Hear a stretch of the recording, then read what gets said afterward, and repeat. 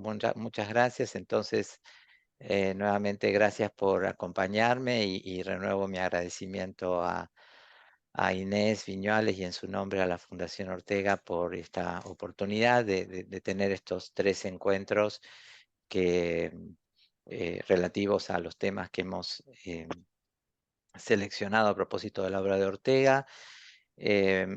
Había pensado que sería bueno em, recordar en los primeros 5 minutos, cuando menos, algunas referencias que hice el miércoles pasado, sobre todo por si alguno de los asistentes hoy no estuvieron en aquella oportunidad. Habíamos elegido como primer texto para leer, compartir su lectura, Mirabeau el político de 1927, y dentro de ese texto habíamos seleccionado fundamentalmente dos temas. Tuvimos ocasión, sobre todo gracias a las interesantes intervenciones después en el chat, de incorporar algunos otros aspectos, pero fundamentalmente la exposición, si no recuerdo mal, giró en torno a dos temas fundamentales. Primero, lo que yo llamaba la crítica de Ortega al racionalismo político, que está un poco implícita. Perdón, ¿se me escucha bien? Porque yo escucho con eco. ¿Se me escucha bien? Sí, yo ¿Sí? sí. Bueno, que está implícita en esa distinción que él hace al inicio del texto entre ideal y arquetipo, ¿no? Piensen ustedes o recuerden que estamos en un contexto, el de la Revolución Francesa, que es un contexto de ruptura en los espíritus, ¿no? Una ruptura creada sobre todo por los intelectuales franceses de la época, eh, devenidos de buenas a primeras, algunos de ellos en políticos, y que consideraban que la realidad era quizá lo suficientemente maleable como para acomodarse a sus designios, em, desconociendo a lo mejor, para citar a Tocqueville, que muchas veces lo que es virtud en un escritor puede ser vicio en un hombre de Estado, ¿no? No es lo mismo escribir un libro de filosofía que tomar una decisión de consecuencias políticas. Entonces, Mirabeau era un arquetipo del político, pero no un ideal, ¿no? Y ese arquetipo, ese gran hombre de Estado que es para Ortega, Mirabeau, había sido capaz de proponer en ese contexto la solución que hubiera preservado quizá a Francia del naufragio, que era la solución inglesa, ¿no? Es decir, la monarquía constitucional, que era la solución que, lejos de abolir de golpe, con espíritu así de tabla rasa, un pasado a partir de un diseño confiado solamente a la razón, pretendía aunar el pasado y el presente, ¿no? El pasado monárquico de Francia con los ideales, los reclamos del presente, los derechos, postulando así lo que Ortega llama la unidad de los contrarios. ¿Se acuerdan? En esto hicimos bastante hincapié al inicio, en el hecho de que para Ortega la gran política supone un impulso y un freno a la vez. El gran político es el que hace al mismo tiempo la revolución y la contrarrevolución, el que tiene la fuerza para cambiar, pero también tiene voluntad para contener ese cambio, o por lo menos para impedir la aceleración, salvando así lo que Mirabeau llamaba la subitaneidad del tránsito. ¿Se acuerdan que hasta leímos incluso un pasaje famoso de ese famoso discurso de Mirabeau a la Asamblea, ¿no? Hay que salvar la subitaneidad del tránsito, evitar que el tránsito sea brusco, que sea súbito. Y esa fórmula para Ortega, habíamos citado, es la fórmula que concentra todo el método de la gran política, diferenciándolo de la magia. Y después de hablar sobre este punto, de referirnos a este punto, nos centramos en otro tema que aparece en el ensayo sobre Mirabeau, que ocupa varias páginas del ensayo, que es la contraposición entre el político y el intelectual, ¿no? Que es un tema que recorre muchísimos escritos de Ortega. eh, Fiándome de la memoria nomás, recuerdo, por ejemplo, un texto que creo que es del año 15 o 16, quizá alguno de los presentes me corrija, que se llama Ideas sobre Pío Baroja, sí, del 16 me parece que es, donde Ortega dice que es característico de todo hombre de acción, la ausencia de vida interior, ¿no? El hecho de no ser capaz de atender a lo que Ortega llama los rumores íntimos, ¿no? Bueno, esa contraposición entre, o esa antinomia entre acción y contemplación, entre los ocupados y los preocupados, está presente en muchos escritos de Ortega. De hecho, en el propio Mirabeau, Ortega es muy explícito al decir, o se viene al mundo para hacer política o se viene para hacer definiciones, ¿no? Entonces, ahora, esos dos tipos humanos, los ocupados y los preocupados, los políticos y los intelectuales, me parece a mí que están definidos en el Mirabeau o en otros escritos de Ortega en términos de tipos ideales beberianos, es decir, acentuando quizá exageradamente las notas o los rasgos constitutivos de una u otra vocación, porque en el fondo la conclusión a la que arriba Ortega es que no es posible tampoco pensar a un gran político que solamente sobre la base de su impulsividad o de su histrionismo o o de su pobreza de intimidad o de su dureza de piel, que son los rasgos que él considera más elementales o más orgánicos en la vida de un político, porque él considera que en todo gran político también hay una nota de intelectualidad, aunque más no fueres bajo la forma de lo que Ortega llama intuición histórica, ¿no? Entonces, a la par de esos otros rasgos más elementales, todo gran político tendría que tener una gran dosis de intuición histórica, un mínimo de intelectualidad, que en el caso de Mirabeau no era tan mínimo, porque se había desplegado incluso en muchos escritos, y Ortega cita, por ejemplo, em, voy a hacer referencia a algunos de esos escritos. Mirabeau había escrito un ensayo sobre el despotismo, había escrito un ensayo sobre la monarquía prusiana, también había sido este, autor de un ensayo sobre crítica musical. Es decir, un hombre para quien vivir no era solamente hacer, no era solamente estar en acción o en ebullición constante, como dice Ortega, sino también un hombre capaz de pensar. Y él considera que, en el fondo, todo gran político debería ser capaz de ese mínimo de intelectualidad, de ese fondo de clarividencia, por ejemplo, para saber qué es lo que desde el Estado se tiene que hacer con una nación. Reitero esta expresión porque muy oportunamente una de las asistentes, ahora perdóneme, no recuerdo quién, lo puso en el chat, ¿no? Recordó esa frase que yo eh, lamentablemente había omitido en la exposición, pero que me parece una expresión muy importante. Ortega dice, la política es tener una idea clara de lo que desde el Estado se tiene que hacer con una nación.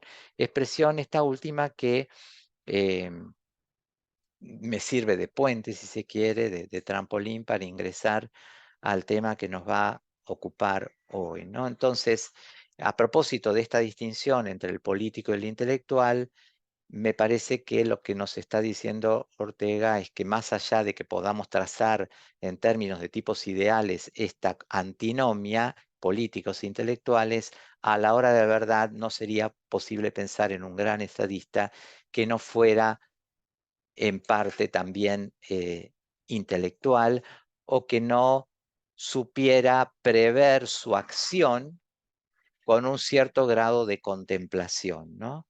Para que esa su acción no se redujera a ser, dice Ortega, fuerza dirigida, perdón, para que no se redujera a ser, dice Ortega, un estúpido torrente, sino una fuerza dirigida, precedida por algún tipo de teoría. De hecho, a propósito de estas consideraciones, Ortega cita ahí una expresión de Leonardo da Vinci que dice que la teoría es el capitán y la práctica son los soldados. O sea, no habría acción genuina si no está de un gran político si no está precedida por una cierta capacidad de contemplación y esta clarividencia acerca de lo que se debe hacer con el Estado a la que aludí recién.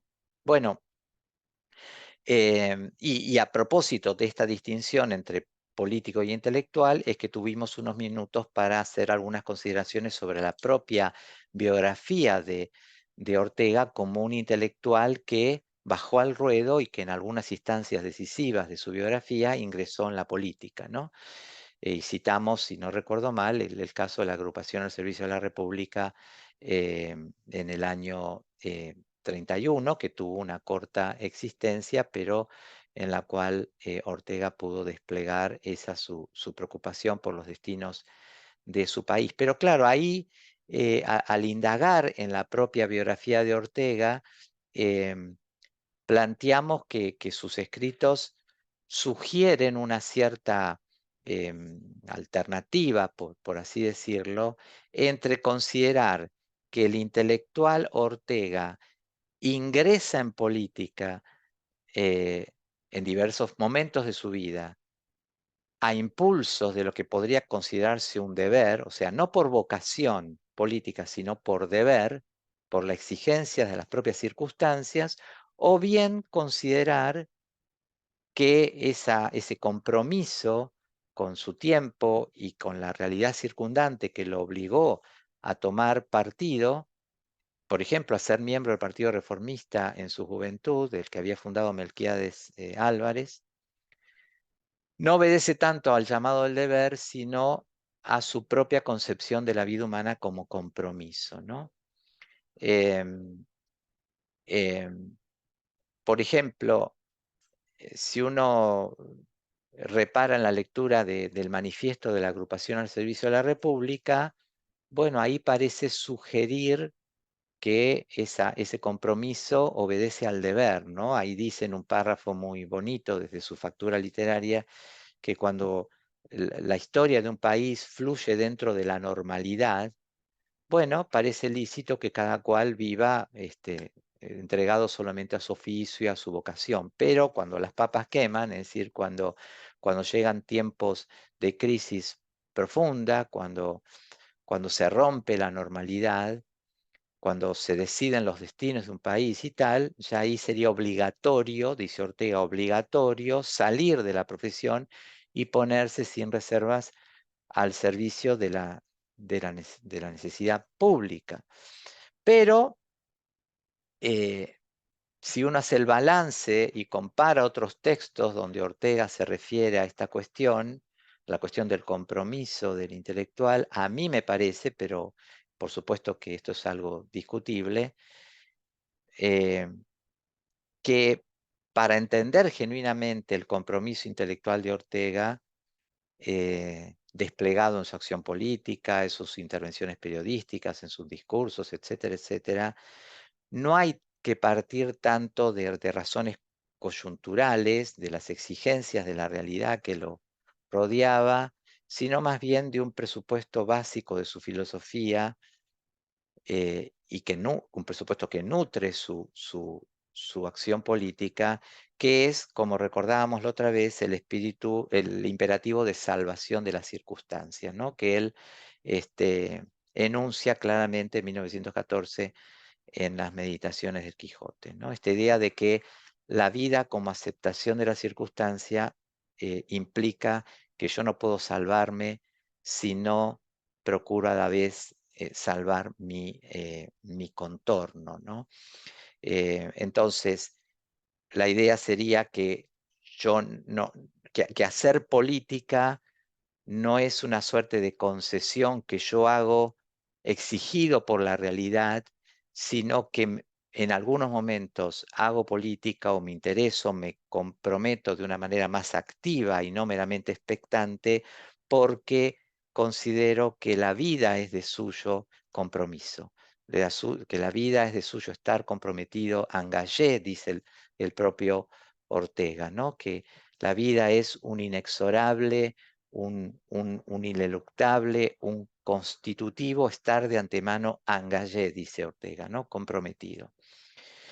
y que en el caso de Ortega se trató de un compromiso que no fue, eh, que fue un compromiso no partidario, sino un compromiso con su tiempo, y que desde su salida al mundo, que fue España, se desplegó con igual generosidad a muchos otros ámbitos, eh, a Europa en general y desde luego a la Argentina, como van a ver ustedes en el cuarto encuentro de este ciclo, con Roberto Aras, que por supuesto conoce mucho mejor que yo a Ortega y a ese tema en particular.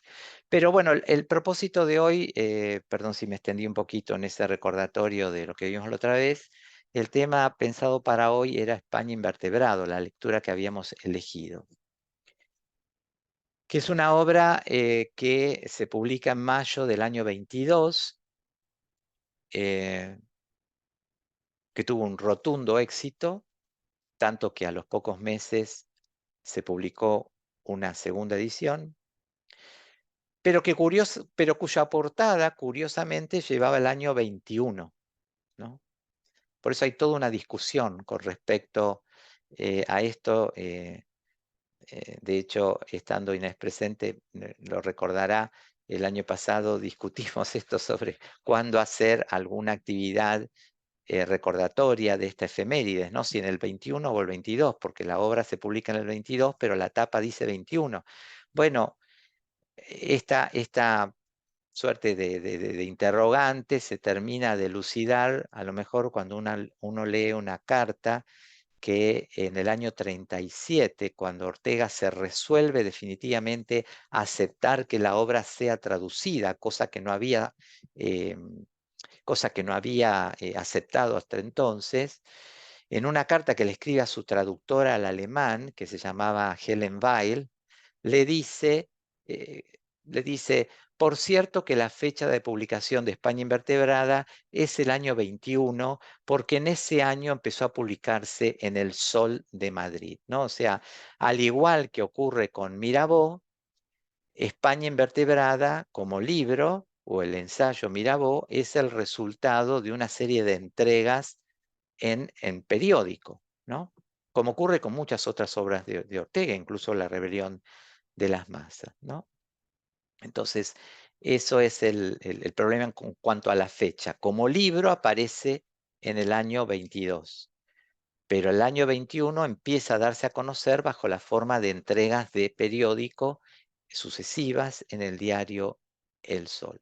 Durante varios años, incluso hasta el año 28, hay una serie de cartas ahí con la traductora Weil, él se sigue negando porque considera que eh, España invertebrada, em, como otros escritos suyos, había sido escrito con intenciones, dice Ortega, puramente domésticas, ¿no? O sea, lo consideraba un libro, lo cito nuevamente, para uso interno de los españoles. Él no tenía interés que ese libro fuera traducido. Recién, em, y de hecho le dice en una carta del 28 a Helen Weil que él prefiere esperar y que en todo caso muchas de las cosas que le está diciendo las está completando ahora en una obra que voy a dar pronto a conocer. Se trataba obviamente de La rebelión de las masas, pero bueno, finalmente en el año 37 le expresa a Helen Bay la aprobación para ese proyecto de traducción. Yo no me voy a detener en una consideración detallada de España invertebrada y mucho menos en lo que hace al tema más propiamente español. Yo no soy un conocedor eh, riguroso de la historia de España y además, como señalé en nuestro primer encuentro, a la hora de estudiar o de tratar de transmitir los pocos conocimientos que tengo sobre Ortega, em, siempre he sido bastante infiel a su propia teoría, ¿no? Porque como recordábamos la otra vez, Ortega consideraba que su obra había sido deliberadamente circunstancial, ¿no? Y que cada una de las páginas que componían esa obra, justapuestas, representaban o habían representado la melodía de su propio destino, de mi destino personal, dice Ortega, ¿no? Y ciertamente en varios escritos, Ortega, por ejemplo, recuerdo ahora Historia como Sistema, él había insistido en esta idea de que pensar es dialogar con las circunstancias y que en definitiva pensar o escribir suponía siempre la reacción de un pensador a una determinada situación de su vida a la que estaba irremediablemente adscripto, ¿no? Por eso para Ortega la historia de las ideas era la historia de los hombres que las pensaron, ¿no? Pero sin embargo, hoy justamente con un colega recordábamos esa suerte de tensión que hay en Ortega a propósito de este punto. Sin embargo, el propio Ortega, que es capaz de señalar esto, ¿no? También en este ensayo precioso que se llama Pidiendo un Goethe desde dentro, sugiere que a los clásicos se los salva justamente prescindiendo de su clasicismo y trayéndolos hacia nosotros, ¿no? Inyectándoles pulso nuevo a sus venas con la sangre de nuestros problemas. Entonces, yo creo que esa lectura también es válida aun cuando deje de lado la circunstancialidad. Y en ese sentido me parece que si profanamos tumbas, en vez de ser arqueólogos, y traemos el texto hasta acá, España invertebrada, por lo menos algunos de sus capítulos, sigue siendo un texto que nos interpela, ¿no? Que nos dice cosas, que contribuye a pensar o a dilucidar nuestras actuales eh, preocupaciones. Em, entonces, dejando de lado el tema estrictamente español, lo que había seleccionado para tratar hoy, brevemente, y después dar lugar al diálogo y a los aportes, que es la parte más rica de estos encuentros, me voy a tener a la teoría de la nacionalidad que está expuesta en España invertebrada, con una especial referencia a, a la obra de Ernesto Renan, que es Una nación, que fue muy influyente en Ortega. Renan como autor fue muy influyente sobre Ortega, sobre todo en el Ortega joven, ¿no? Y tiene varios escritos donde el nombre de Renan aparece, incluso un ensayo titulado así, Renan, ¿no? Hay un libro que, que influyó notoriamente en toda la llamada generación del 14, de la cual Ortega fue de alguna manera portavoz, es decir, la generación que sucede al 98, que es un libro de Renan que se llama La Reforma Intelectual y Moral, ¿no? Bueno, pero ahora no se trata de la reforma intelectual y moral, sino de una famosa conferencia de Renan titulada ¿Qué es una nación?, que Renan pronuncia en el año 1882 y que está muy presente tanto en las páginas de España invertebrada como en las páginas de la Rebelión de las Masas. Siendo así, en 2 minutos, aunque sea, permítanme que recuerde de qué trata esta conferencia, porque si no, no tiene mucho sentido decir lo que Ortega dice a propósito o reproducir lo que Ortega dice a propósito de ella y las críticas incluso que le dirige en la Rebelión de las Masas.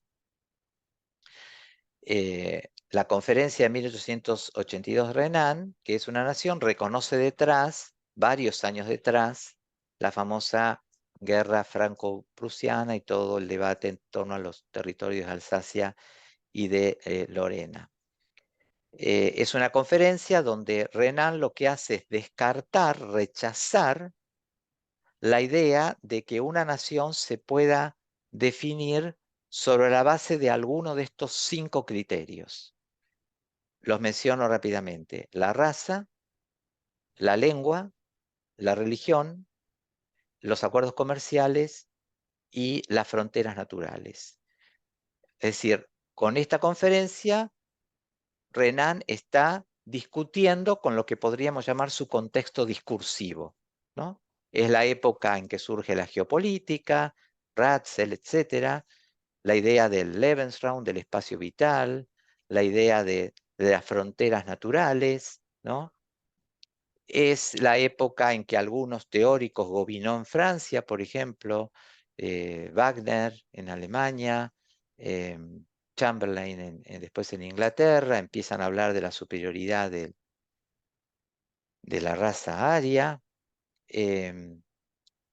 Es la época en que todavía algunos lectores del viejo Fichte creían que la lengua era un factor de unidad nacional muy importante, etc. Bueno, entonces Renan discute con cada uno de estos criterios. No hay razas puras, las fronteras naturales son un criterio muy eh, peligroso, ¿no? Porque si yo pienso que los límites de mi nación están trazados por una alta cumbre, por ejemplo, por un lago, bueno, ¿qué pasaría si entre esta nación a la que pertenezco y ese lago existe un pequeño poblado? Bueno, me lo trago, ¿no? Lo conquisto, porque tengo que llegar a mi frontera natural. Tampoco la religión puede ser un factor de unidad nacional, porque vivimos en una época post-reforma, y una nación puede ser una nación, aunque en ella convivan gente de diversas religiones o de ninguna. Los acuerdos comerciales tampoco, ¿no? Es como si dijéramos que, no sé, que el Mercosur es una nación, una unión aduanera no puede ser una nación, etcétera. Bueno, entonces, si la nación no es nada de eso, ¿qué es? Bueno, y Renan se contesta a sí mismo diciendo que una nación no puede definirse sobre la base de ningún criterio material, sino sobre la base de un principio espiritual en cuyo interior conviven, por un lado, un pasado, léase dolores compartidos, porque el dolor une más que la alegría y por eso en la vida de una nación los duelos valen más que los triunfos. eh, Nuestros ancestros, nuestros recuerdos nacionales, toda esa herencia indivisa que hace, dice Renan, de nosotros lo que somos, un pasado, y en el presente la voluntad explícita de continuar viviendo esa vida que ya veníamos viviendo. Les pido que traten de recordar esto, porque esto último tiene que ver con la crítica que le va a dirigir Ortega a Renan en la rebelión de las masas y que es importante para entender, a mi juicio, su apuesta por la unidad europea y por, un, por una España capaz de superar los particularismos, ¿no? Es una noción a la que yo voy a ir, ¿no? Entonces, de nuevo, una nación se constituye, por un lado, en virtud de un rico legado de recuerdos, ¿no? El ayer, los dolores compartidos y tal. Pero por el otro lado, en el presente, en el consentimiento actual, el deseo de vivir juntos, la voluntad, dice más o menos Renan, no estoy citando de memoria, ¿no? Pero más o menos la voluntad dice de seguir haciendo valer esa herencia, ¿no? Que recibimos todos en común. En ese contexto, entonces, es que aparece esa fórmula que para Ortega le da gracia al argumento, pero que él terminará cuestionando, que es la idea del plebiscito, ¿no? La nación, dice Renan casi al término de su conferencia, le dice a su auditorio, ¿no? La nación, perdonad la metáfora, es un plebiscito de todos los días, ¿no?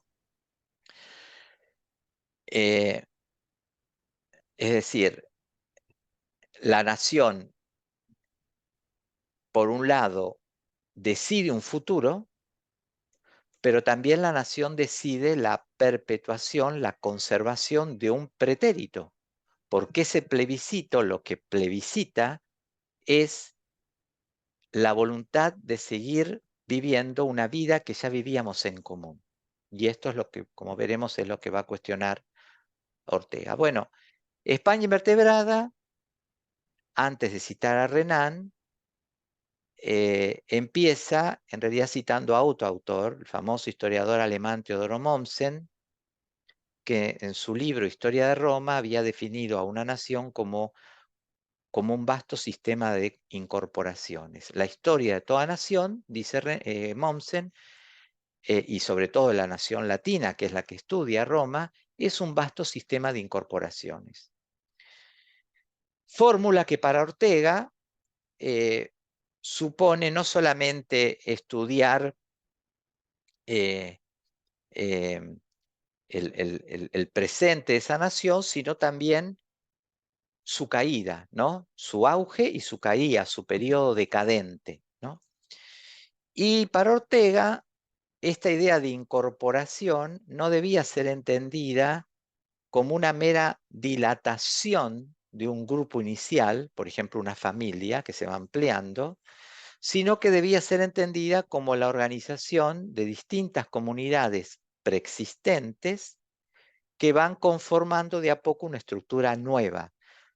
Por ejemplo, como había ocurrido para Ortega con Roma, a partir de la Roma palatina, después la Roma del Quirinal, después la incorporación de todos los pueblos conocidos en la época desde el Cáucaso hasta el Atlántico, o como había ocurrido con España. O sea, Ortega se vale, se sirve de esa idea de incorporación para explicar la propia historia de España a partir de la fusión de los reinos de Castilla y de Aragón y ese mañana originario, dice Ortega, que habría precedido a la realización de esta unión. En este proceso de incorporación, dice Ortega, la fuerza, que obviamente existe, es menos determinante que lo que él llama el verdadero ideal nacionalizador, que no está dado por la fuerza, sino por la sumatoria de anhelos que le dan dinamismo a ese proceso y que él resume bajo la fórmula que todos ustedes conocen del proyecto sugestivo de vida en común, ¿no? Que es la fórmula de la cual se sirve Ortega para designar a una nación en esta obra España invertebrada. Una nación es ante todo un proyecto de vida, un proyecto sugestivo de vida en común que, como ocurre con la vida misma, la vida de cada cual, la vida de cada uno de nosotros, es algo que se proyecta hacia adelante, ¿no? Así como vivir es pervivir, dice Ortega, lo demás es haber vivido, así como vivir es una faena que se hace hacia adelante, también las naciones se forman, las naciones viven, las naciones perviven, si cuentan con un programa para mañana. Y entonces dice Ortega, por eso Renan decía que una nación es un plebiscito de todos los días, ¿no? Porque una nación supone, dice Ortega, interpretando a Renan, que una nación requiere de que en el interior de nuestros corazones, en el secreto inefable de nuestros corazones, seamos capaces a diario de decidir ese sufragio acerca de si queremos que esta nación a la que pertenecemos lo siga siendo. Vamos a ver cómo en unos minutos cómo en la rebelión de las masas se separa de Renan. O sea, acá le está dando a la fórmula del plebiscito un criterio mucho más a futuro, despojándolo de ese otro contenido retrospectivo que tiene la fórmula.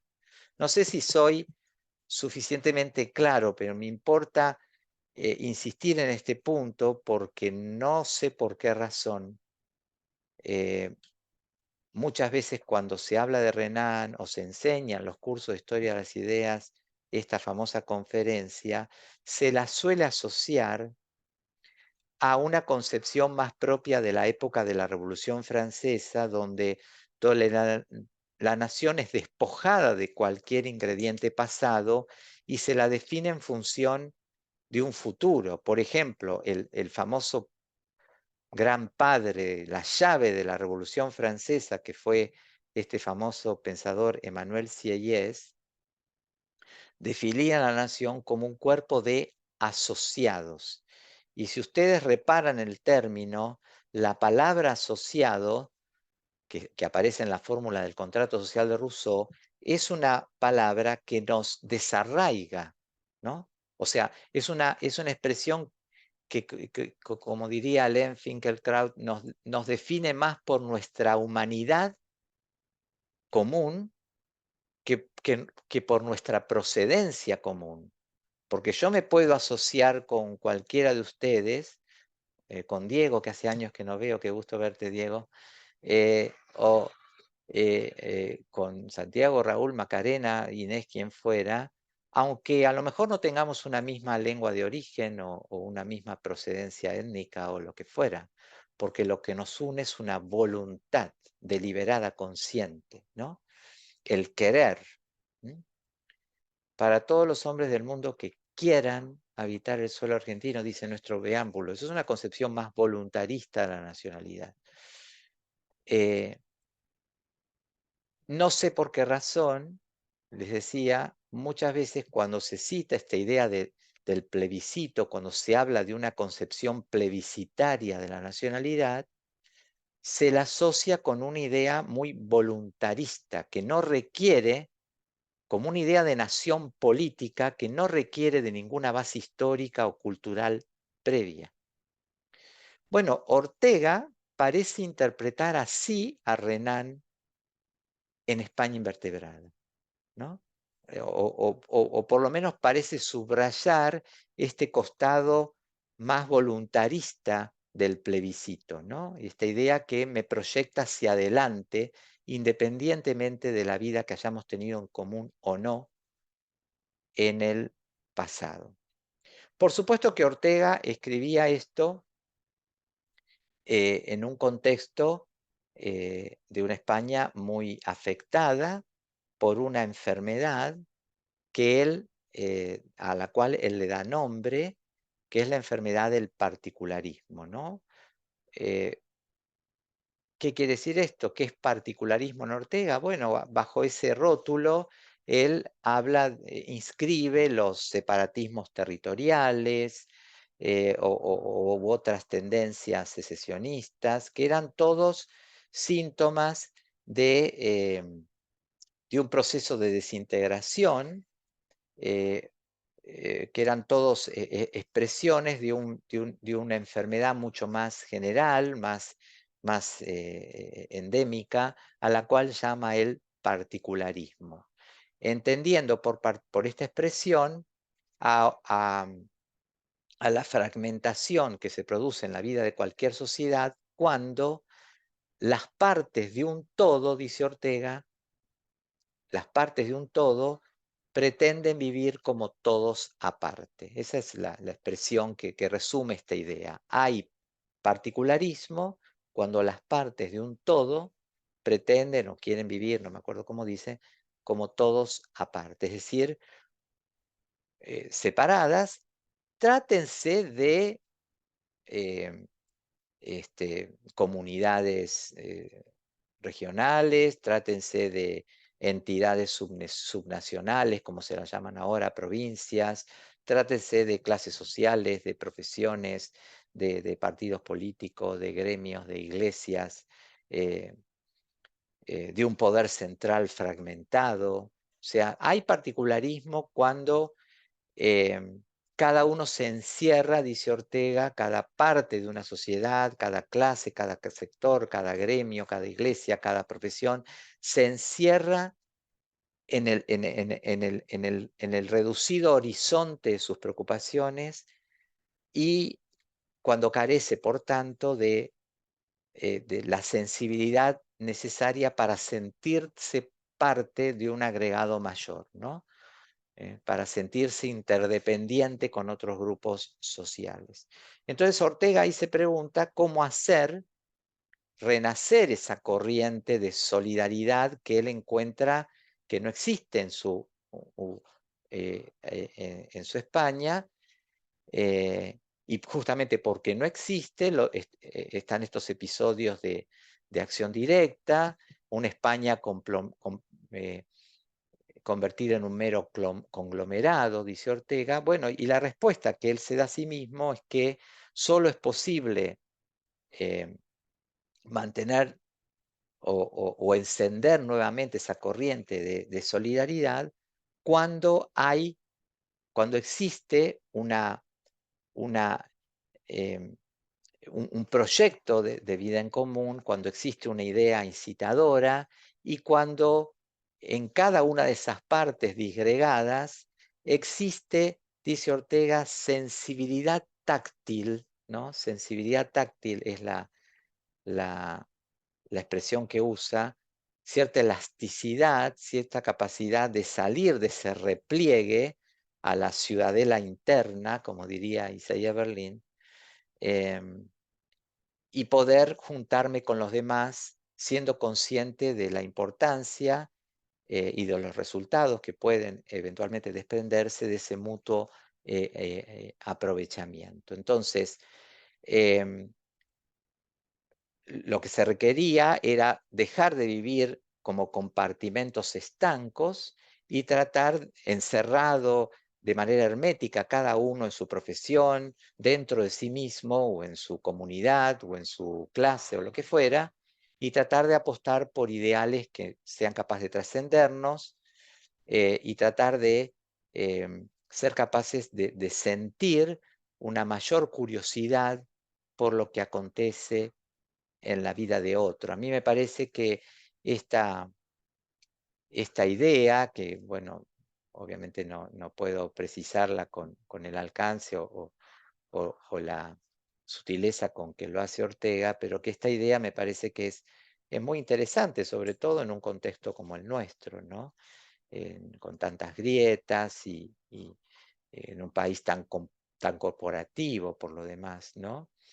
No me acuerdo ahora en qué texto Ortega dice, em, eh, ¿cómo es la frase? Perdón, política no es creerse solo en el mundo, política es contar con los demás, ¿no? Bueno, hay mucho solipsismo en nuestra política, me parece, y esa incapacidad de contar con los demás, eh, de dialogar, de ser permeable a los otros, de considerar que la política en el fondo es el arte de poner en diálogo, de conciliar soluciones que siempre necesariamente van a ser parciales y que por tanto es un arte que no se nutre de imposición, sino de buena voluntad, es muy ajena a nuestra cultura política, sobre todo hoy, y la lectura de estas páginas sobre el fenómeno del particularismo me parecen muy interesantes, muy pertinentes para un contexto como el nuestro. Bueno, muy rápidamente porque me estoy excediendo de tiempo. En la rebelión de las masas, Ortega retoma esta cuestión de Renan y de la idea de la nacionalidad como proyecto. Y vuelve, reproduciendo el argumento de Renan, a decir que efectivamente una nación no, eh, la convivencia de grupos que a lo mejor estaban nativamente separados, supone necesariamente la existencia de un proyecto incitador, ¿no? La necesidad de llevar a cabo un programa de vida y que por tanto la nación no puede definirse ni por el idioma, ni por la raza, ni por el terruño, ni tampoco por lo que fuimos ayer. Lo que fuimos ayer tampoco decidiría esa convivencia, sino la voluntad de hacer algo en común hacia el mañana. O sea, el Estado Nacional, lo que hoy solemos llamar nación, dice Ortega en la reunión de las masas, porque en la reunión de las masas él usa la palabra nación como sinónimo de Estado Nacional, constituiría entonces un tipo de unidad política que es independiente de cualquier tipo de adscripción que se pretenda definitiva, porque la nación, el Estado Nacional, es ante todo una, dice Ortega, una, eh, una comunidad futura en el efectivo hacer. Ay, perdón, voy a sacar porque hace ruido. Tengo el WhatsApp web prendido. Los voy a sacar porque para que no se escuche ese ruidito molesto. Ahí estoy. Bueno, y en ese contexto de la argumentación, Ortega recurre de nuevo a Renan y a la fórmula del plebiscito. Pero, sin embargo, ahora lo va a criticar. ¿Por qué? Porque Ortega dice que en realidad, si se mira bien, yo creo que ahora hay una relectura de Renan, y él dice que si se mira bien el texto de Renan o su fórmula del plebiscito, ese suerte de interrogante que colectivamente nos hacemos eh, tendría por objeto continuar la vida en común. O sea, la recepción de esa herencia indivisa, decía Renan, que hacía de nosotros lo que somos.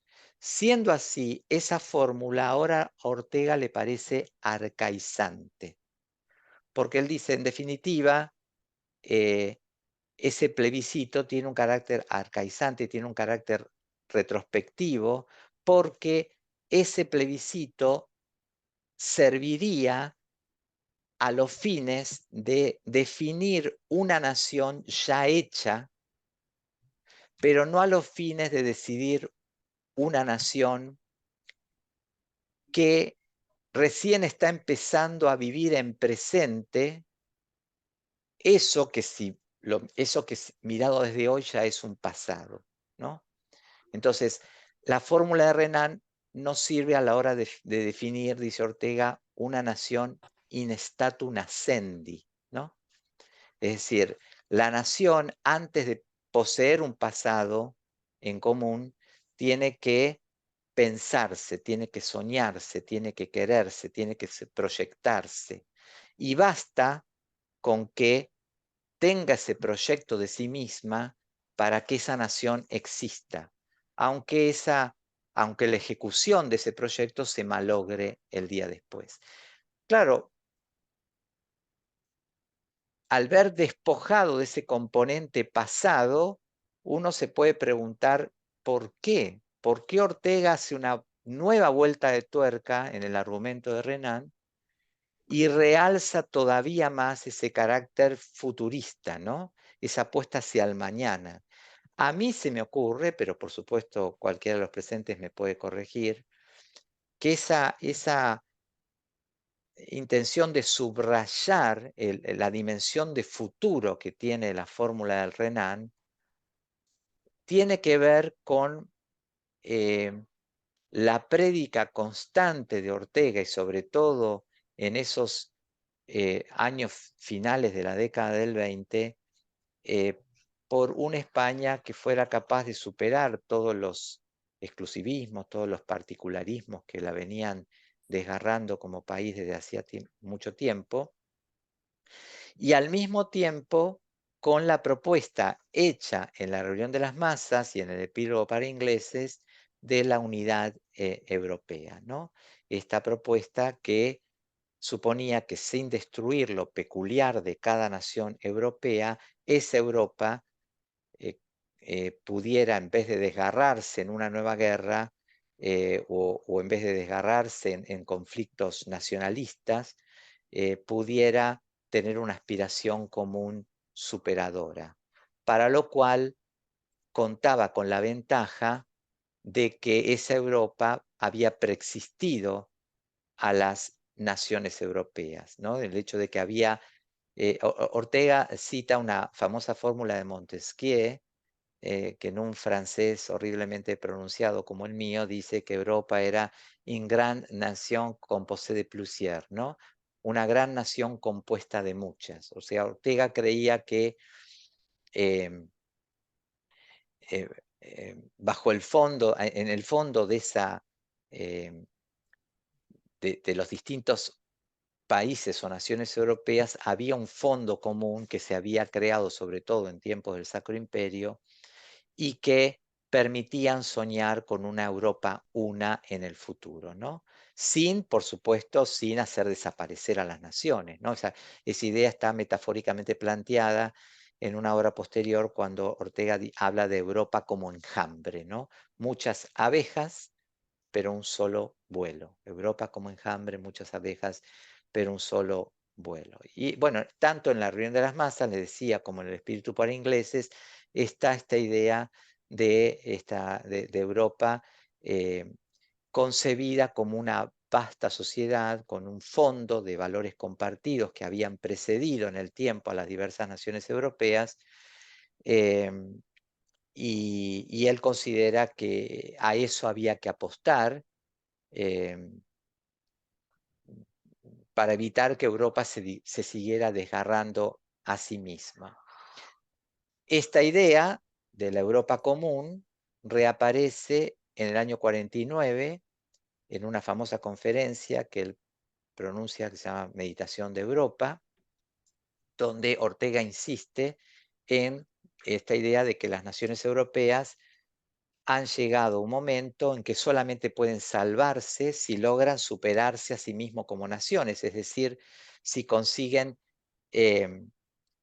eh, considerar que la idea del Estado nacional pequeño, digamos, es una suerte de anacronismo, algo extemporáneo, ¿no?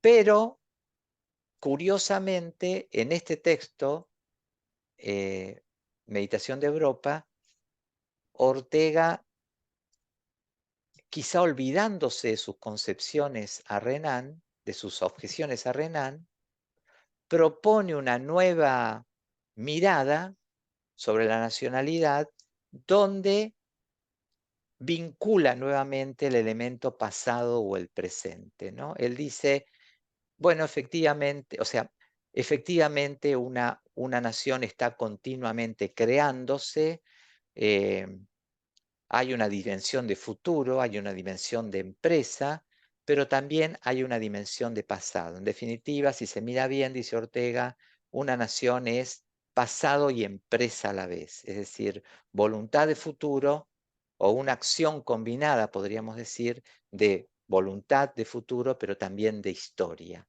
¿no? Esto es una visión, me parece, mucho más conciliadora y, si se quiere, más fiel al texto del cual partimos, ¿no? Que es la conferencia de Renan. Ahí en Meditación de Europa, Ortega dice más o menos que obviamente nacemos en una nación, pero que una nación no es algo que se decide un día sobre la base de un proyecto compartido, sino que una nación es algo que se va construyendo largamente en el tiempo y que necesariamente eh, requiere de un pasado, porque en el fondo, dice Ortega, una nación prolonga hacia el futuro, prolonga hacia el futuro como ideal a realizar la figura misma de su pasado, ¿no? Intentando su perfección. Entonces, eh, esta fórmula me parece que sí es mucho más fiel, si es que me fueron siguiendo o si pude explicarlo bien, a la conferencia de Renan. Reitero, en España invertebrada y sobre todo en la reunión de las masas, Ortega se queda solamente con la parte más futurista, más voluntarista de la definición de Renan. Y acusa esa definición y a la fórmula, al latiguillo, al que la hace famosa la fórmula del plebiscito, de ser un plebiscito retrospectivo, porque en el fondo lo que plebiscitamos es la continuación de una vida que ya venimos viviendo. Bueno, y entonces esa fórmula, como es retrospectiva, no nos sirve para pensar una nación hacia adelante. Sin embargo, en este último texto del 49, Ortega me parece que recupera la idea original de Renan y reúne estos dos elementos, la voluntad de futuro y también la historia. Por eso insisto en la fórmula, la nación la nación prolonga hacia el pasado la figura prolonga hacia el futuro como ideal a realizar la figura de su pasado, ¿no? Pero de un pasado que hay que intentar ciertamente perfeccionar eh, en un porvenir mucho más ejemplar. Bueno, este es el tema al cual yo me quería referir. Por supuesto que queda abierto el debate, los aportes, las intervenciones. Una de las tantas preguntas que a mí se me ocurriría hacer, y no tengo una clara respuesta, es si en definitiva esta teoría de la nacionalidad que despliega Ortega en España invertebrada, a partir de España invertebrada y del concepto de la incorporación, sirve hoy para, em, para para explicar las naciones modernas, ¿no? Que son, este, eh, eh, estamos hablando de mundo más globalizado, de naciones multiculturales, de naciones plurilingües, mucho menos homogéneas, en muchos casos invertebradas. Entonces, en este tipo de nación, donde la pluralidad se expresa de otro modo a como se expresaba en tiempos de Ortega, bueno, hasta qué tipo de consenso, qué tipo de ideal trascendente podría unir, ¿no? Podría servir de incitación para pensar un mañana común. Esa es una pregunta que se me ocurre. Pero bueno, me quería centrar en estos puntos sin perjuicio de que, a propósito de España invertebrada, pueda recomendar la lectura de la obra entera. Me parece que hay capítulos que contribuyen mucho a comprender Ortega. Por ejemplo, cuando la otra vez, a propósito de Mirabeau y de la distinción entre el arquetipo y el ideal, hablamos un poco del Ortega que rompe con el idealismo kantiano de juventud. Bueno, en España invertebrada hay un capítulo muy interesante para entender ese tránsito em, de un pensador que en su juventud, influido por las inclinaciones intelectuales dominantes en su tiempo, había, como dice Ortega, había estado ocupado mucho tiempo en resolver esquemáticamente cómo debían ser las cosas, em, a un pensador que ahora cambia de posición. Eso está muy claro en un capítulo muy interesante que se llama La magia del deber ser, al cual no hemos aludido hoy, pero que les recomiendo muy vivamente leer, porque también me parece que es un capítulo que nos dice mucho hoy. Bueno, perdón, me extendí del tiempo, Inés, pero les agradezco en todo caso y quedo abierto a todas las aportes y comentarios, críticas, lo que sea que quieran hacer. No sé si van a aparecer en el chat o no,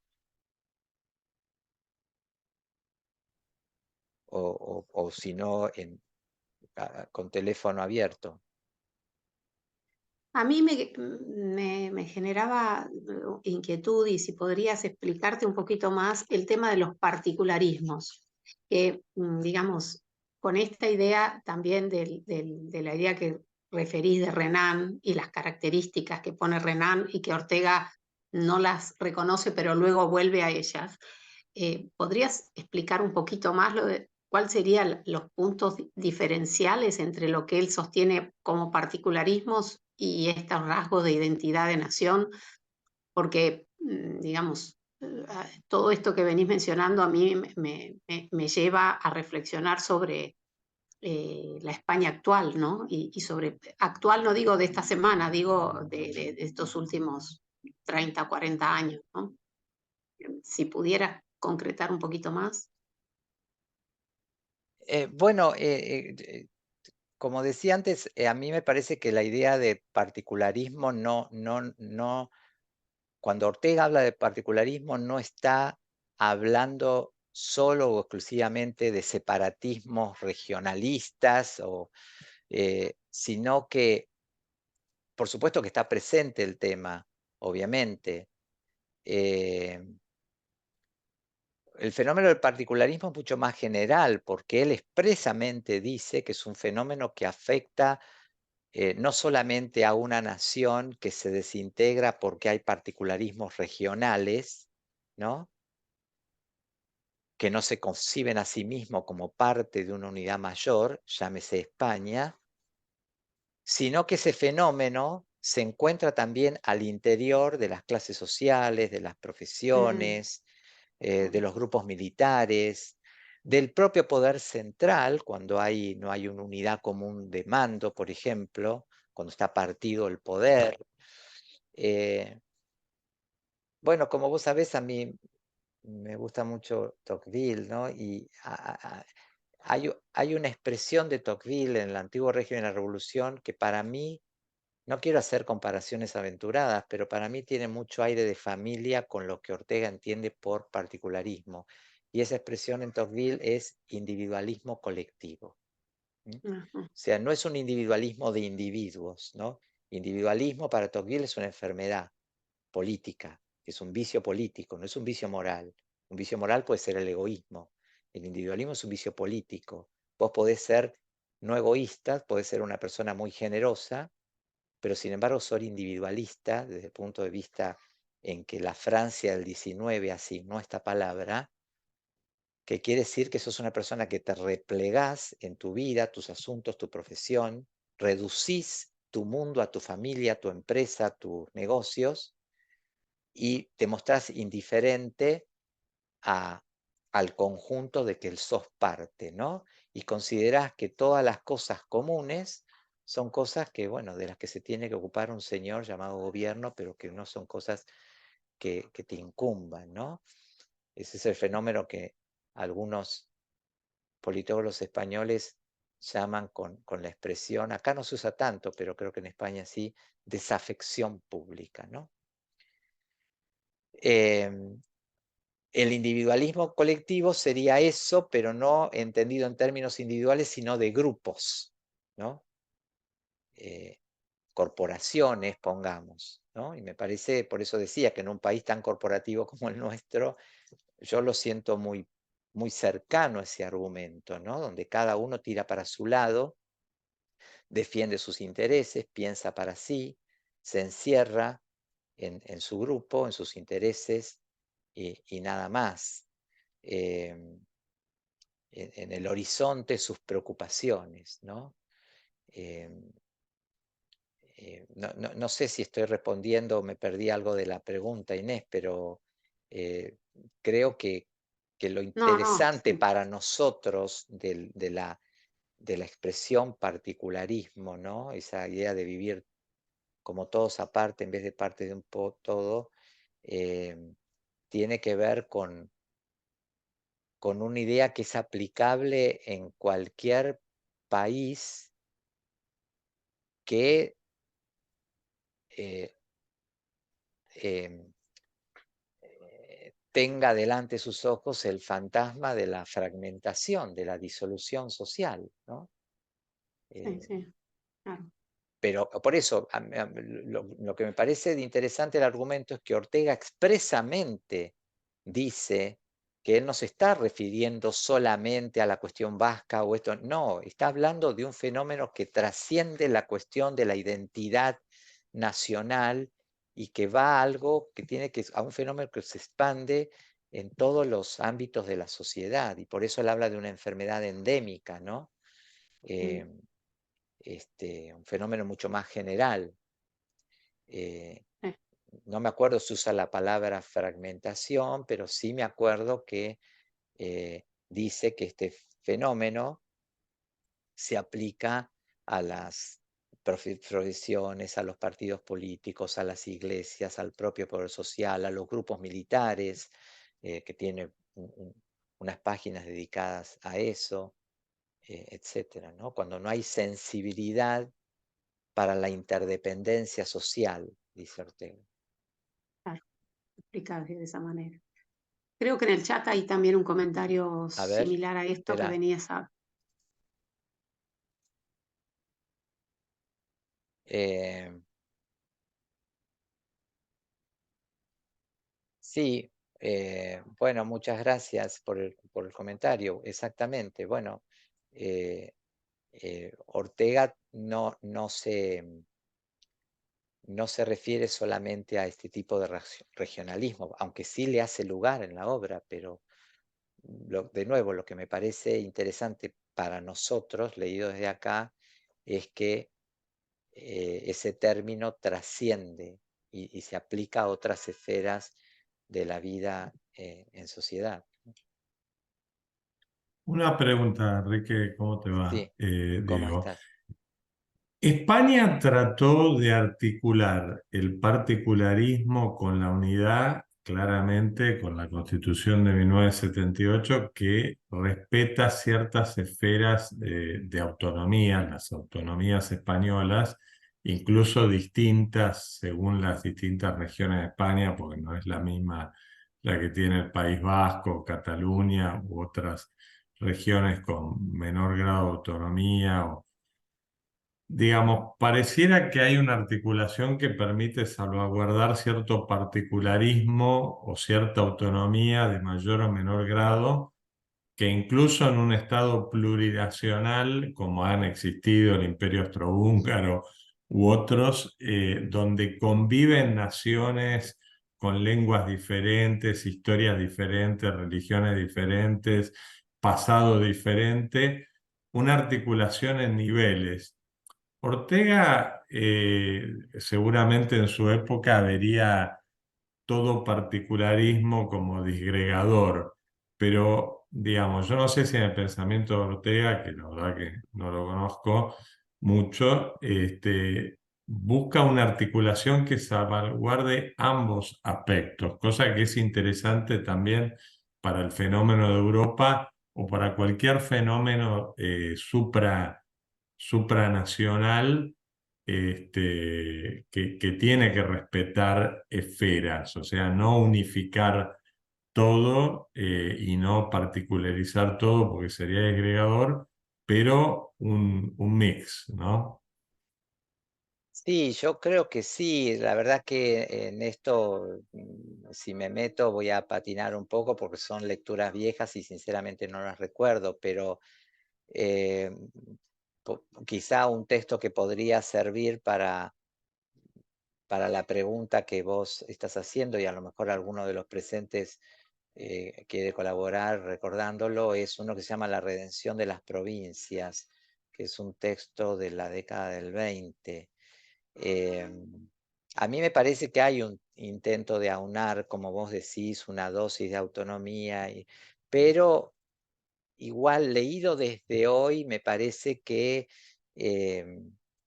esta idea de la incorporación, en el caso de Ortega, no es una, no es, él no está hablando de un proceso de incorporación multicultural, ¿no? Eh, eh, yo creo que hoy el margen es un poco más estrecho para pensar eh, una nación, un cuerpo político de manera tan homogénea, ¿no? Porque las naciones de hoy, los estados de hoy, eh, eh, como dice un historiador, un gran historiador español, Emilio Lamos de Espinosa, no, los estados modernos no unen naciones, unen ciudadanos, ¿no? Entonces las naciones modernas son, en un mundo tan globalizado como el nuestro, son sociedades multiculturales, plurilingües, en muchos casos invertebradas, con ciudadanos que muchas veces votan con los pies, que no tienen creencias, ideologías ni estilos de vida necesariamente compartidos, eh, sociedades fragmentadas o con fracturas que a veces se explican por hechos pasados y donde no es posible a lo mejor eh, vislumbrar un mañana que sea más o menos promisorio para el conjunto. Entonces, en este tipo de naciones, eh, eh, quizá lo único que cabe es privilegiar una acepción política y democrática del término nación, eh,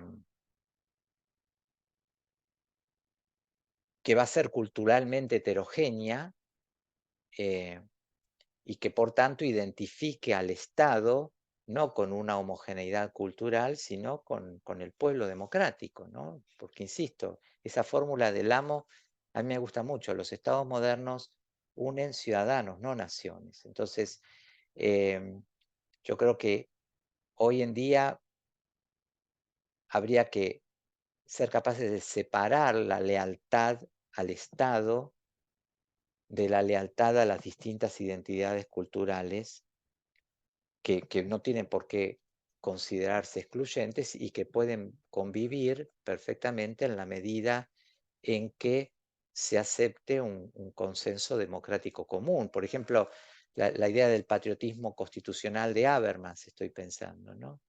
Pero esto es una concepción política de la nación, y que justamente porque es política puede albergar eh, una pluralidad que esté reunida libremente dentro de esa esfera política común, aunque no sea culturalmente homogénea. No sé si los escritos de Ortega o España invertebrada en particular alcanzan para pensar ese tipo de nación. Ahora tendría que buscarlo y releerlo, porque la verdad también es una lectura vieja y no...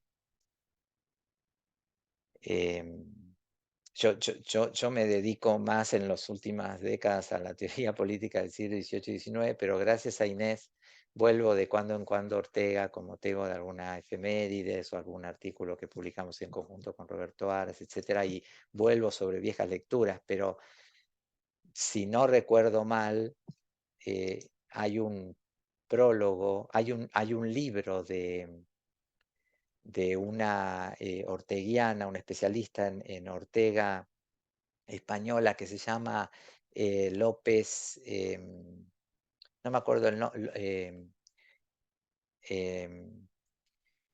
María, creo, María López de la Vieja, me parece, que ella tiene un libro sobre España invertebrada que se llama Política de la Vitalidad, pero es un libro dedicado a España invertebrada. Y si no me acuerdo mal, ella en el prólogo se refiere a este punto, hasta que sobre si esta idea de la nacionalidad orteguiana encaja bien en para describir lo que son las naciones modernas, ¿no? Pareciera que la idea identitaria de nación ha cedido su lugar a una idea de sujeción a un derecho, a una constitución o a un ordenamiento, como vos decís, a una idea más vinculada por un lazo entre ciudadanos al derecho, ¿no? Eh, pareciera. Bueno, por lo menos yo ascribo a eso. Eso no quiere decir que no puedas Mm, tener otros consensos, mm. ¿no? En eso sigo a Sartori, digamos. Podés tener consensos valorativos, y en ese caso, bueno, tendrías Sartori dice una democracia más plena o algo así. Pero el primer consenso, el básico, es procedimental, digamos. Es el respeto a la ley, la constitución. Y a partir de ahí, porque sí, ahora, si no hay eso, el pluralismo estalla, ¿no? Ya tenés tribus y no una nación. Pero hay un primer consenso que es procedimental, me parece. Eh, por eso hablaba Gracias. de esta concepción más política o democrática, ¿no? Sí, ¿qué me decís, Inés? No, que hay Ah, algún comentario más en el chat, si quieres sí, verlo. sí. Me preguntan lo de la anomia de Durkheim. Bueno, no sé si son asimilables los dos términos, pero tienen cierta familiaridad, ¿no? Una sociedad anómica es una sociedad que se ha vuelto masivamente transgresora, digamos. Este, hay un ensayo muy lindo sobre esto de un sociólogo argentino. Ay, perdón, hoy estoy con problemas de memoria. Aldo Isuani, que se llama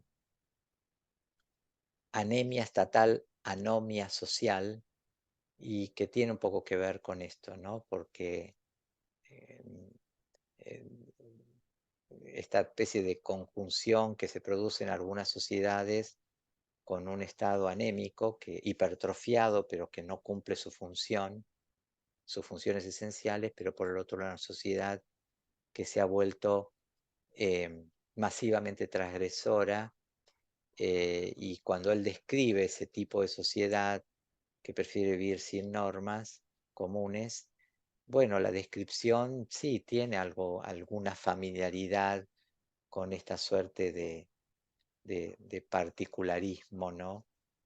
O de individualismo, si queremos usar el término eh, que se usaba en la Francia del 19 y que no sé si saben ustedes, a lo mejor les interesa el dato, que es un término que nace en una acepción negativa, ¿no? Porque hoy la palabra individualismo es muy elástica, ¿no? Y a veces se usa individualismo o individualista, eh, bueno, a una manera de pensar que hace mucho foco en la importancia de la iniciativa individual, del entrepreneur, ¿no? De la autonomía individual, pero en realidad esa acepción es más anglosajona y posterior. La acepción original del término era estrictamente negativa, ¿no? Es algo que poca gente sabe. La palabra individualismo la acuñó un pensador contrarrevolucionario que se llamó Joseph de Maistre. Mm. Y esa palabra hizo mucha roncha, como dicen en España, se expandió y la empezaron a hacer suya distintos pensadores de la época, incluso hasta lo usaban en los círculos sansimonianos. Y creo no equivocarme, la primera vez que se usa la palabra individualismo en inglés fue en la traducción del segundo volumen de La Democracia en América en 1840, cuando el traductor, que se llamaba Henry Reeve, al capítulo de Tocqueville que se llama Sobre el individualismo en las sociedades democráticas, le pone una nota al pie diciendo que está introduciendo al inglés un neologismo, individualism, porque esa palabra no existía en inglés. Y esa palabra había designado en la Francia del 19 ese temor a la disolución social, a esta sociedad francesa postrevolucionaria hecha polvo, como dice un pensador de la época, atomizada, compuesta, para citar a otro pensador también, que Ortega admiraba mucho, una sociedad compuesta por individuos perdidos en la multitud, ¿no? Sin lazos unos con otros, totalmente aislados, cada uno encerrado en su vida. A mí, a lo mejor estoy haciendo una comparación aventurada, pero me parece que hay una bastante familiaridad de ese concepto entre esa acepción inicial francesa del término individualismo y la idea de particularismo en Ortega. Y después Magdalena dice,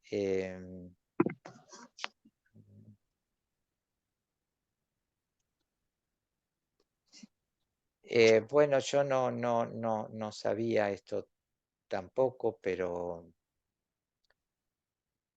bueno, esto ya es meternos en otro terreno. Bueno, nuestro país, como sabemos, es un país en teoría federal, pero donde prima un claro unitarismo en muchas cuestiones, ¿no?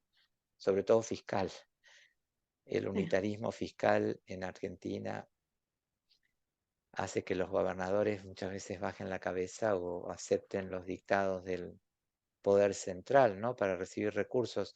Pero no conocía este dato que nos aporta Magdalena.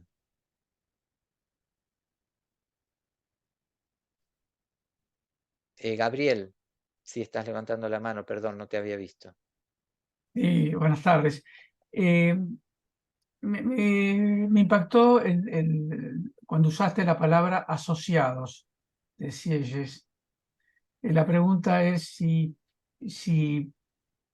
después de ver todos los procesos que ha habido en las naciones, especialmente con la globalización y todo lo que, también los fracasos que han ocurrido, no estaríamos yendo nuevamente a una visión de asociados, porque yo veo que el término muchas veces se ha usado, o seguimos usando palabras como seguidores, militantes, y ponemos un montón de palabras, ciudadanos, por supuesto, pero no tiene sentido volver a usar la palabra de asociados, esa visión un poco voluntarista.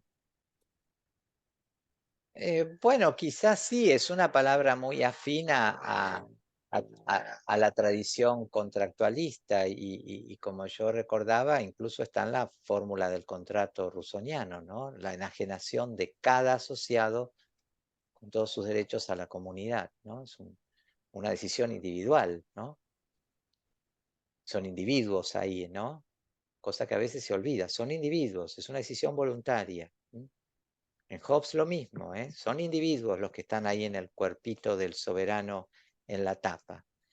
Las cosas de hablar del totalitarismo de Hobbes es un disparate, esos son individuos que voluntariamente unos con otros se asocian o toman una decisión en común. Y sí, es una palabra interesante. En ese momento de la Revolución Francesa, mucho más, porque es el momento en que el término nación cobra protagonismo, ¿no? Pues fíjate que la Declaración Universal de los Derechos del Hombre y del Ciudadano no dice la soberanía reside en el pueblo, sino reside en la nación. Y la nación es el concepto que va a desplazar al rey como principio de unidad y se va a proyectar deliberadamente hacia adelante, prescindiendo del pasado, hasta inventaron un nuevo calendario, ¿no? Pero la palabra clave ahí me parece que es asociado porque a mí me gusta mucho un pensador francés contemporáneo que se llama Alain Finkielkraut, que entre otras obras notables tiene una titulada La défaite du pensée, ¿no? La derrota del pensamiento. Y comentando esta idea de cómo surge la idea de nación política en la Francia revolucionaria, cita la fórmula de Sieyès, ¿no? La nación es un cuerpo asociados que viven bajo una ley común y que están representados por una misma legislatura. Y la palabra clave ahí es asociado, pero, guarda, porque son asociados, Gabriel, que se hacen cuerpo, ¿no? Porque en todo contractualista está eso, después no viven sueltos. La idea del cuerpo está en todos, en Locke. La expresión de Locke es body politic, cuerpo político. Son los asociados, pero que se hacen cuerpo. Se hacen un cuerpo político. La República en Rousseau, la Commonwealth en Hobbes, el cuerpo político, el moi commun en Rousseau, la República, ¿no? Pero bueno, son individuos, es una decisión individual, voluntaria, deliberada, pero con ánimo de crear algo en conjunto, ¿no? Y de proyectarte. Si no, es como algo muy episódico, me parece. O sea, que me gusta el término porque supone una decisión voluntaria, deliberada, pero bueno, en la medida en que le des cierta acentuación para que no suene algo muy episódico, que nos asociamos para, no sé, para algo que dure 2 meses. Pero sí, es interesante el término y me gusta mucho esa expresión, ya voy Martín un segundo, de Finkielkraut, cuando comentando la fórmula dice que esa fórmula asociados desarraigaba a los franceses, ¿no? Y les permitía definirse más por su humanidad que por su nacimiento, ¿no? Bueno, la idea de Alberdi que reivindica bajo la fórmula de Lubi Bene y Bipatria tiene un poco que ver con esto, ¿no? Donde estoy bien, esa es mi patria, ¿no? Entonces, la patria no se define en términos etimológicos, tierra de los padres, lo que presupone un ayer en común, sino desde una concepción más reflexiva, desde lo que Tocqueville, ya que lo cité, llamaría un patriotismo reflexivo, más calculador, que me ata al país porque hay intereses míos en juego y no tanto porque considero que la prosperidad del conjunto también me impacta en mi propia prosperidad y no necesariamente porque vengamos compartiendo con Inés, Gabriel o Macarena un ayer en común, porque a lo mejor somos inmigrantes recién llegados. Sí, Martín. Profesor Aguilar, tenía una consulta respecto al concepto de fuerza en Ortega, especialmente en España invertebrada. Hay un pasaje donde dice que hace un siglo Europa padece una perniciosa propaganda en desprestigio de la fuerza. Em, no por traerlo a la actualidad, y creo que en ciertos pasajes, si nos remitimos a la misma influencia que ha tenido Ortega en Argentina respecto a la corriente fenomenológica y a la obra de Freud, el mismo Ortega no llegó a vivir lo que se denomina el proceso de posmodernidad y a veces las confusiones que existen en torno al concepto de fuerza y violencia, y a veces la falta de discernimiento respecto a lo que son los discursos de violencia, como se los denomina actualmente, y lo que aparece en Ortega Gasset como fuerza vinculada al espíritu y la posibilidad de dar ese paso adelante. Como usted también nombraba hacia el principio de la conversación, de la charla, eh, identificar cuándo es que las papas queman. Y la falta de poder discernir ese concepto de fuerza que aparece tan explícito y casi en defensa del mismo Ortega sobre el concepto de fuerza, en la modernidad es muy difícil de conceptualizar sin caer en estas, ¿cómo se puede decir?, distorsiones del concepto. Así que, veré también preguntarle por, no sé si es muy precisa la pregunta respecto eh, a qué hace referencia Ortega respecto al siglo en Europa donde se ha hecho este uso pernicioso o esta propaganda perniciosa, Sí. pero ¿cómo es que funciona el concepto de fuerza dentro de Ortega? Bueno, qué pregunta interesante. No sé si voy a estar a la altura de la pregunta, pero bueno, cuando yo me refería al concepto de fuerza y que él dice que en un verdadero político la fuerza tiene que estar dirigida, porque si no es un estúpido torrente, ¿no? O sea, em, en el sentido de que no es fuerza bruta, sino que es fuerza que supone un...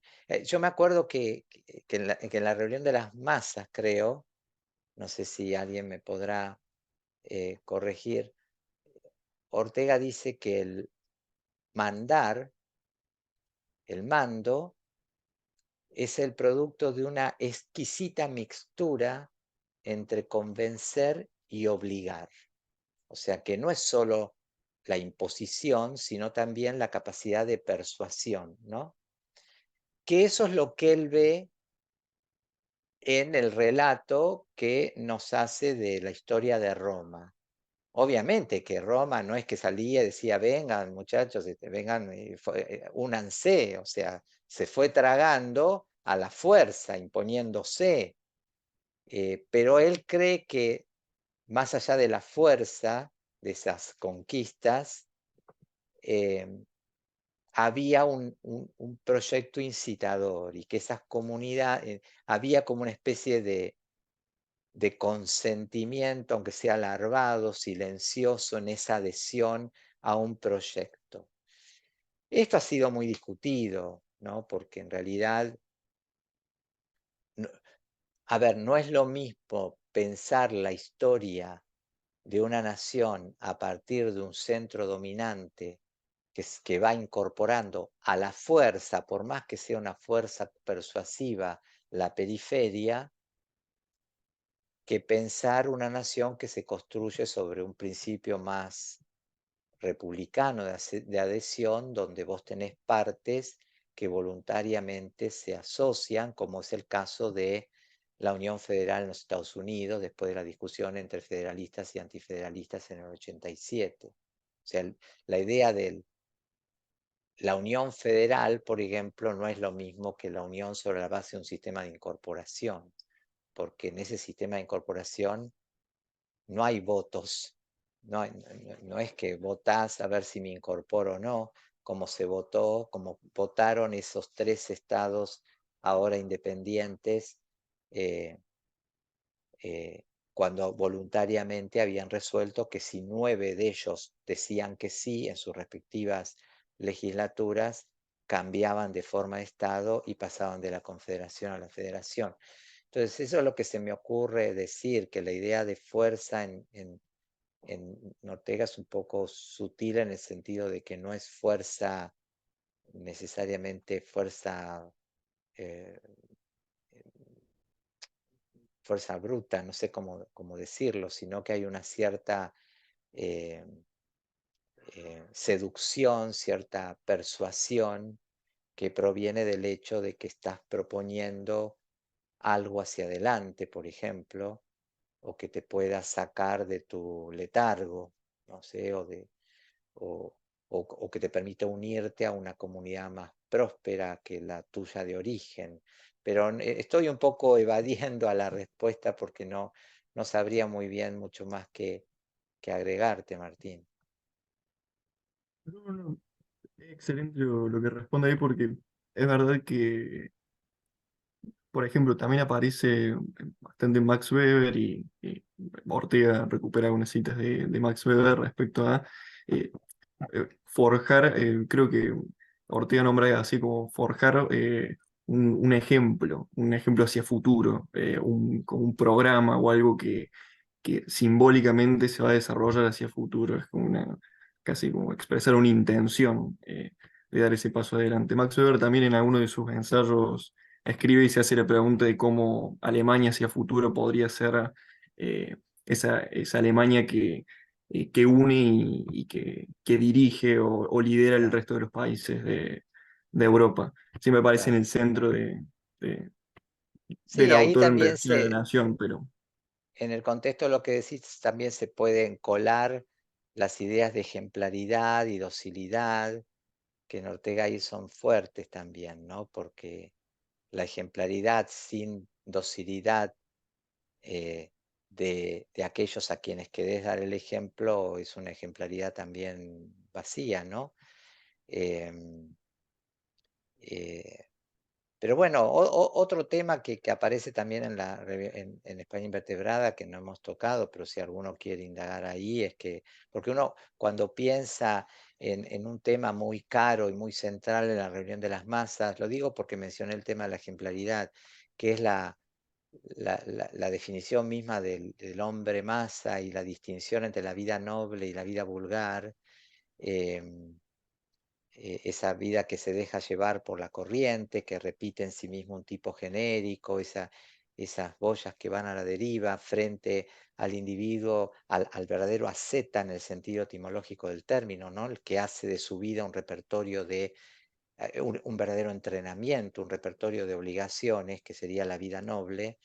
Esa idea ya está muy claramente en España Invertebrada, ¿no? O sea, no es que, o sea, en la reunión de las masas me parece que se recupera un tema que viene ya claramente de España Invertebrada, sobre la distinción entre estos dos tipos de vida y la crítica a la masificación y a una de las consecuencias más nocivas de la masificación, que para Ortega es la, la politización de la vida y de la cultura, ¿no?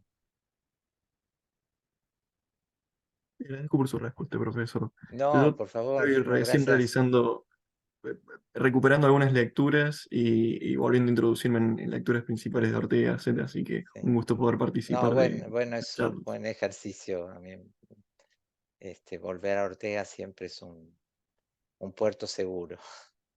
Totalmente.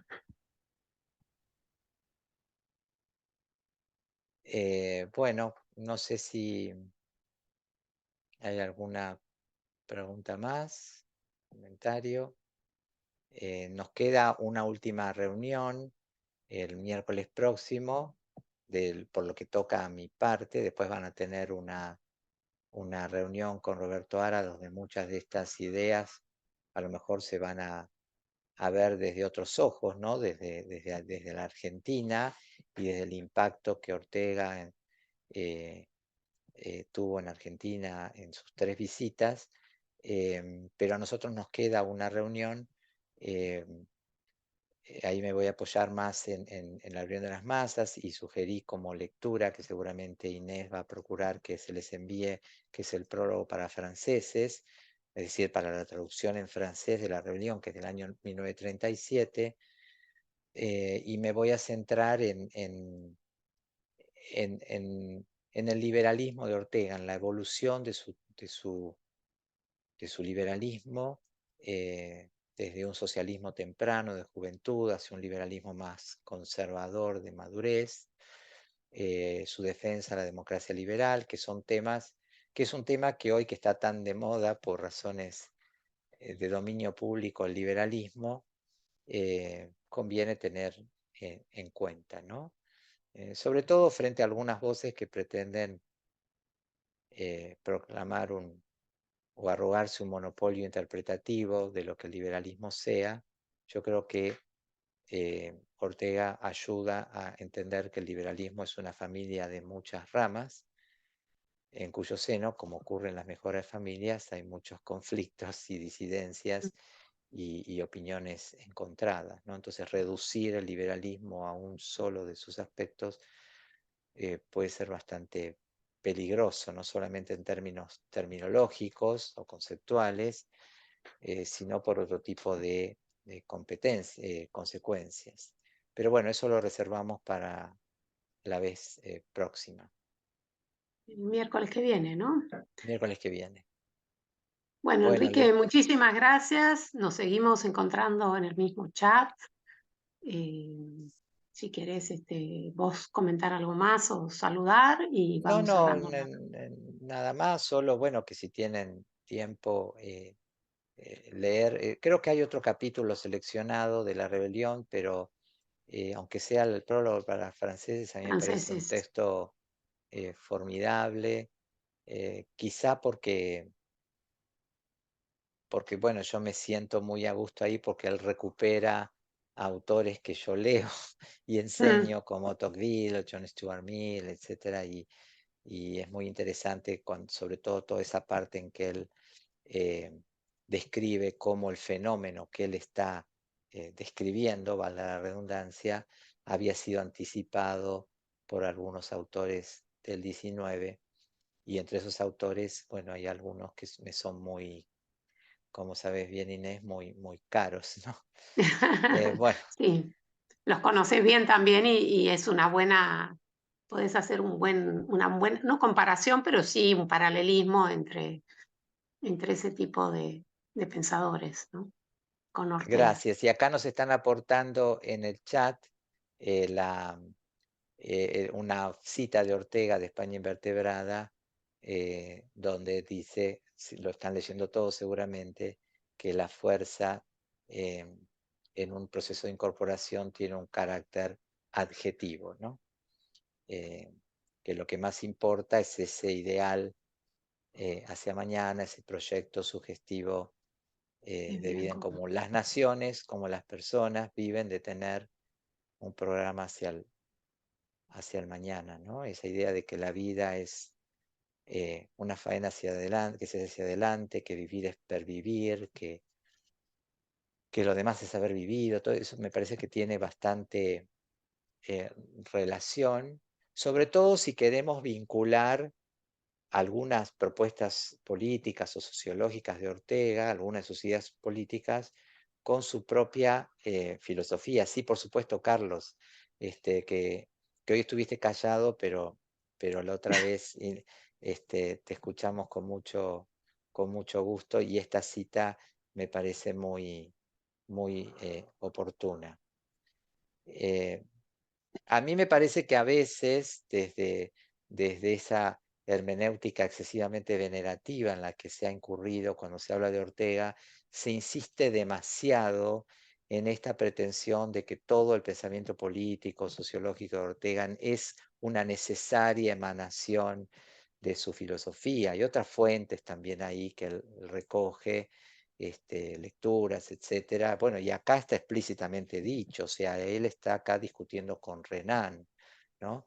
Entonces, es importante tener en cuenta ese texto y la interpretación que Ortega le da a Renan.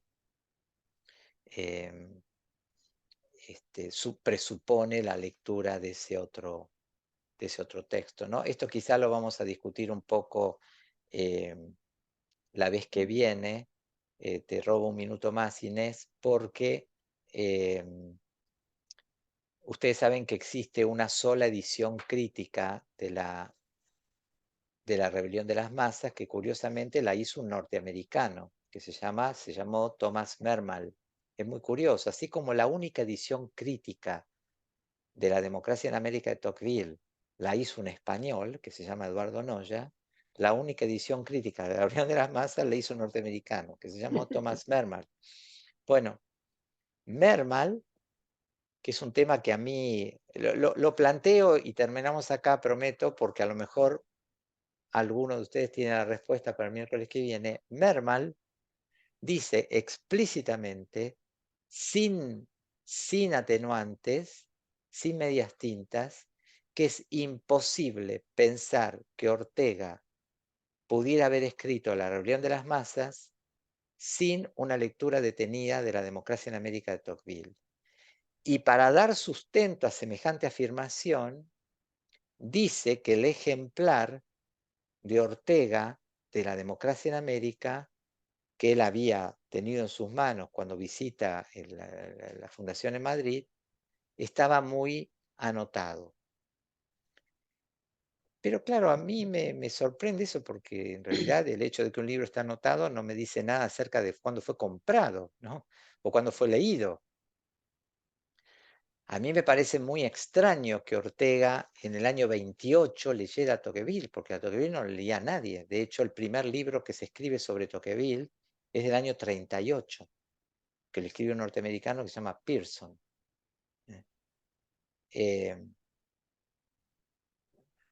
Lo había citado Lord Acton, lo había citado Dilthey alguna vez, pero que Ortega en el año 27, 28 hubiera leído La Rebelión de las Masas, me parece muy extraño. Y de hecho, la primera vez que cita Tocqueville es en el 37, en el prólogo para franceses. O sea, 10 años después de haber comenzado a leer la Rebelión de las Masas. Y el único escrito que Ortega escribe sobre Tocqueville, que es un prólogo que no se editó para una edición que iba a sacar Revista Occidente, que finalmente no sacó de La democracia en América, es del año 42, que se llama Tocqueville y su tiempo.